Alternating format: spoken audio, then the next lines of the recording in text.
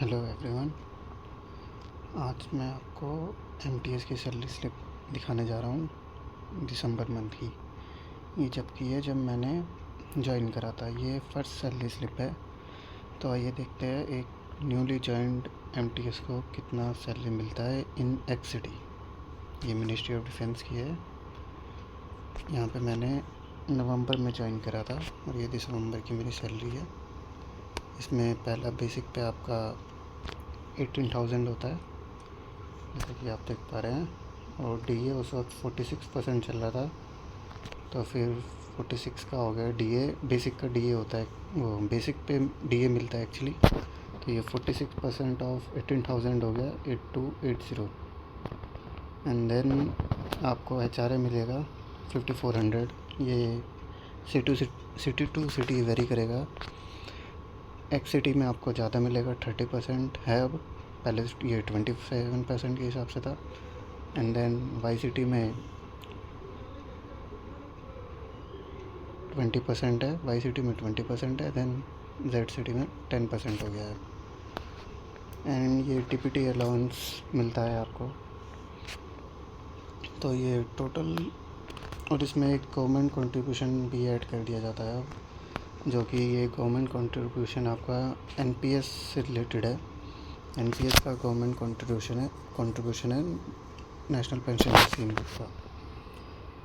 सो ये आपका total gross salary बनाता है 37,330। ये फर्स्ट सैलरी का है मेरे दिसंबर का। ओके, इसमें आपका कुछ डिडक्शन भी हो जाता है।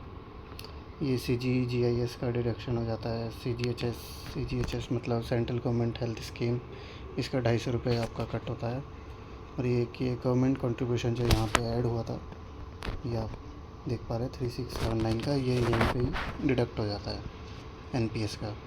एंड देन हमारी तरफ से कंट्रीब्यूशन होता है इंडिविजुअल कंट्रीब्यूशन एनपीएस के लिए 2628। तो ये टोटल डिडक्शन जो बनती है हमारी 2567। एंड देन इन हैंड उस वक्त मिली थी मेरे को 30,763। ये एक्ससिटी की सैलरी है दिल्ली में। अब आइए मैं दिखाता हूँ आपको एक इंक्रीमेंट लगने से पहले की सैलरी। ये अप्रैल 2024 की अभी की। इसमें मेरा बेसिक 18,000 था। वही ये इंक्रीमेंट से पहले की है फर्स्ट। और जब डीए आपका 50% हो गया था, ये उस वक्त की सैलरी है। तो डीए 50% होने के बाद आपका बेसिक पे 50% डीए मिला, उसका हो गया ये 9,000 डीए। एंड देन एचआरए और टीपीटी अलाउंस भी उसी हिसाब से इंक्रीज़ हो गया 2025, जैसा कि यहाँ पे था ये 1971। तो ये इस वक्त हो गया 2025। ज़्यादा तो नहीं बढ़ा, लेकिन हाँ ठीक है। गवर्नमेंट कंट्रीब्यूशन हो गया वही एनपीएस का बढ़ गए 3780। एंड देन डिडक्शन तो वही CGGIS की 30, CGHS की 250। एंड वही गवर्नमेंट कंट्रीब्यूशन जो यहाँ पे ऐड हुआ था वो यहाँ पे डिडक्ट हो गया। और इंडिविजुअल कंट्रीब्यूशन बढ़ गया 2700 हो गया एनपीएस का।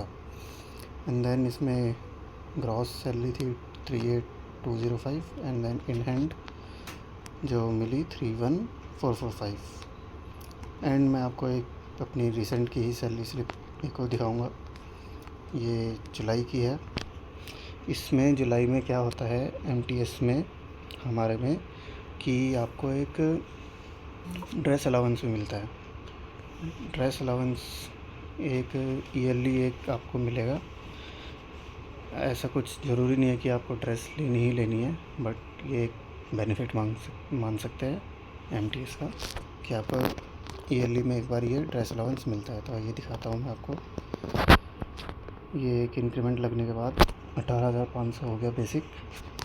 एंड देन डीए भी उसका 50% 9250। एंड देन एचआरए भी बढ़ के 30% हो गया, तो वो 5550। एंड देन टीपीटी अलाउंस तो इस वक्त, और ये गवर्नमेंट कंट्रीब्यूशन, और ये जो मैं आपको बता रहा था ड्रेस अलाउंस 6250 हो गया। ये पहले 5,000 मिलता था एमटीएस को, बट नाउ जब से गवर्नमेंट का डीए इंक्रीज़ हुआ है तो उसमें ये भी इंक्रीज़ हो गया ड्रेस अलाउंस ये 5000 से बढ़ के अब 6250 हो गया।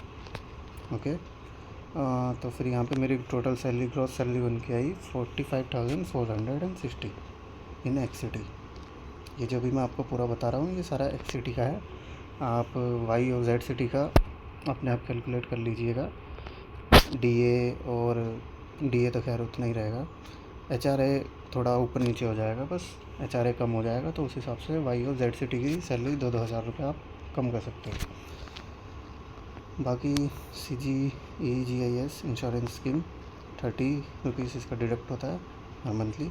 CGHS 250 रुपये जाता ही है, और गवर्नमेंट कंट्रीब्यूशन का डिडक्शन, और ये इंडिविजुअल सेम NPS का डिडक्शन हुआ। तो फिर यहाँ पे ये टोटल डिडक्शन हो गया 6940, और इन हैंड मेरे को मिली थी 38,520 रुपीज़। ये मेरी इन हैंड सैलरी थी for the month of July. इसमें आप ये ड्रेस अलाउंस हटा लेंगे तो फिर वो मेरी सैलरी बन के आ जाएगी विदाउट ड्रेस अलाउंस, जो यहाँ पे दिल्ली में MTS को मिल रही है इस वक्त। So thank you for watching the video guys. अगर आपको कोई भी इंफॉर्मेशन जाननी हो regarding MTS, so you can ask in the comment section, I will try to help out. And this is regarding the information for the MTS exam, ताकि आप भी थोड़ा सा मोटिवेटेड फील हो और एग्ज़ाम को लेके थोड़ा सीरियस हो जाए एंड अच्छे से एग्ज़ाम की तैयारी करें। Thank you.